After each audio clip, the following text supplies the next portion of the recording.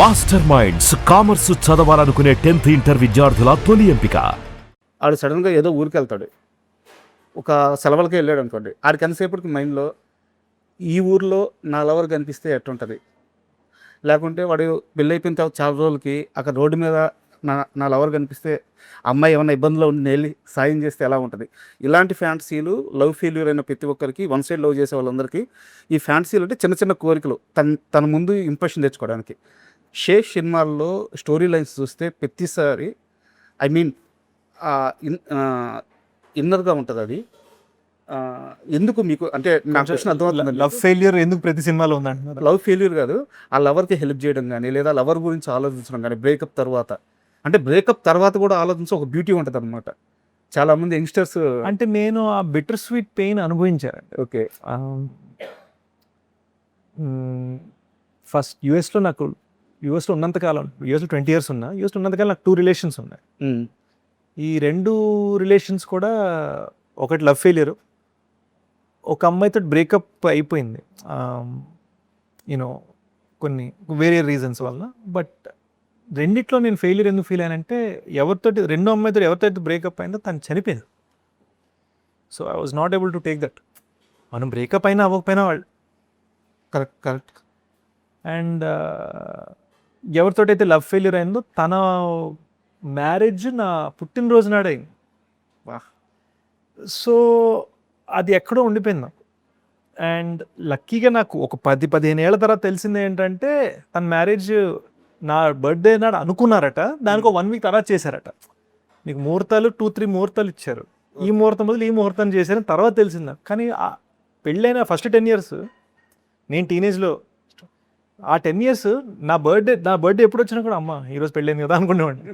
మీరు ఎలాగైతే ఒక ఏరియాకి వెళ్ళి లవ్ ఫెయిల్యూర్ గురించి ఆలోచిస్తూ ఉన్నారు, నా బర్త్డే వస్తే చాలు నాకు నా లవ్ ఫెయిల్యూర్ గుర్తొచ్చేది ఫస్ట్. అంతే కదా. సో అదొక రకమైన పెయిన్. అదే నేను క్షణంలో డెకాయిట్లో ఎక్స్ప్లోర్ చేశాను. సార్, అండ్ నేను ఒక వ్యక్తి గురించి మాట్లాడాలి మీ ముందుకు కూర్చొని. మీరు ఫిలిం కోర్స్ చేశారు, సరే ఏదో లాస్ట్ మూమెంట్లో దాన్ని ఆపేసి జంప్ ఇచ్చారు. అయితే నాకు కావాల్సింది ఏంటంటే, మన ఇండస్ట్రీలో ఒక శిఖరం ఉంది, రామ్ గోపాల్ వర్మ. ఆ ఫిలిం కోర్స్లో మీరు అన్ని సంవత్సరాలు నేర్చుకోలేనిది ఈయన సినిమాల్లో టక్కున ఒక సీన్లో చూసి పట్టుకున్నది, ఏదన్నా ఒక చిన్న లెసన్ కానీ, మూమెంట్ కానీ, ఇది పుస్తకాల్లో చెప్పేది కాదు, వర్మ మాత్రమే చేయగలిగే మ్యాజిక్ కానీ మీకు అనిపించిన ఒక షార్ట్ కానీ, ఒక ఐడియా కానీ ఏమన్నా ఉందా? సత్య ఫిలిం అండి. ఓకే. బీకు మాత్రే ఇంట్రడక్షన్. ఓకే. ఇలా కూర్చొని ఇంటి లివింగ్ రూమ్లో కూర్చోండి, అవును, చైర్లో కూర్చొని ఇలా ఫోన్ ఇలా మాట్లాడుతున్నాడు. వెనకాల పిల్లలు పరిగెడుతున్నారు, ఫ్రంట్ కార్టూన్ ఏదో న్యూస్ ఛానల్ ఏదో నడుస్తుంది టీవీలో. ఈయనేమో 2 కోట్లు ఇవ్వద్దని చంపి అని ఇలా మాట్లాడుతున్నాడు. పక్కన పెళ్ళం వచ్చి కాఫీ తీసుకో, చాయ్ తీసుకో అంటుంది. ఈయన వెనకపోతే ఇలా ఆ కప్పు ఇలా భుజం అంటాడు, చెప్పాను కదా తీసుకో అని అంటుంది. అంటే ఈ గ్యాంగ్స్టర్ ఒక్క షాట్లో ఒకడిని నువ్వు నాకు 2 కోట్లు ఇవ్వకపోతే నేను చంపేస్తాను రా అని ఇక్కడ థ్రెటన్ చేస్తున్నాడు. పిల్లలు ఆడుకుంటాడు, రే జాగ్రత్త రే పడిపోతాను, అక్కడ వాళ్ళని చూసుకుంటున్నాడు, పెళ్ళంతో సరసం. ఇవన్నీ 1 shot చూపించారు. Super observation. అండ్ మీకు తెలుసా లేదో, వర్మ సత్య సినిమా గురించి చెప్పింది ఇదే. అంటే మాఫియా అనేవాళ్ళు ఎలా ఉంటారు అనేది నా సినిమా కాదు, మాఫియా అనేవాళ్ళు మనలాగే ఉంటే ఏంటి అనేది సత్య అని మా ఇంటర్వ్యూలోనే, 5 ఇంటర్వ్యూలోనే వర్మ గారు చెప్పింది. That was a big learning for me Satya film.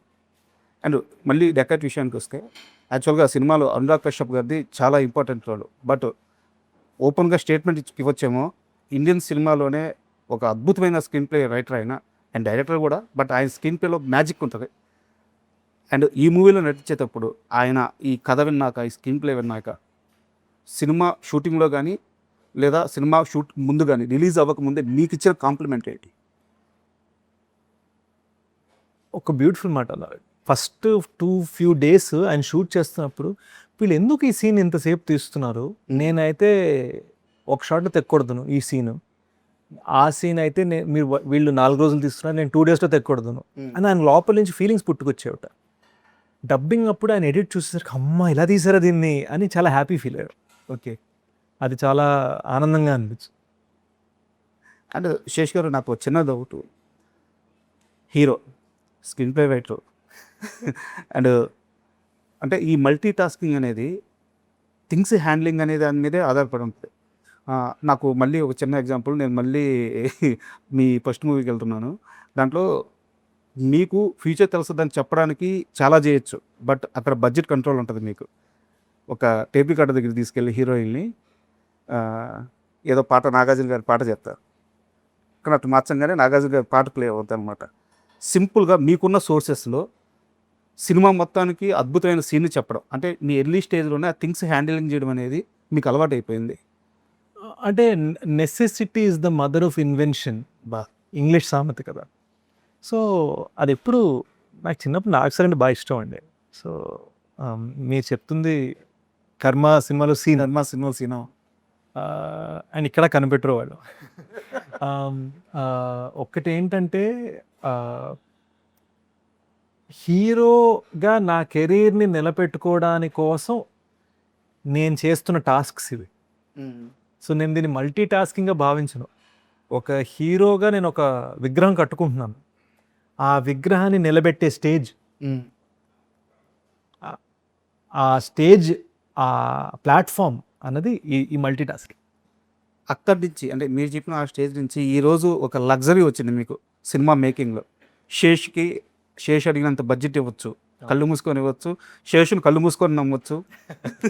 అది ఒక లగ్జరీ అనుకోవచ్చు. సో అక్కడి నుంచి ఇక్కడ దాకా ప్రయాణం ఏమనిపిస్తుంది? డెకాయిట్ మీకు ఇచ్చిన ఆ కాన్ఫిడెన్స్ ఏంటి?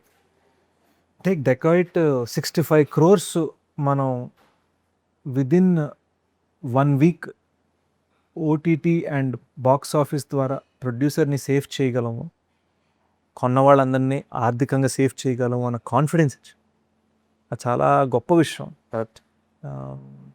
నాకు తెలిసి చాలామంది దాన్ని హ్యూజ్ పిఆర్ బ్లాస్ట్గా చేద్దును.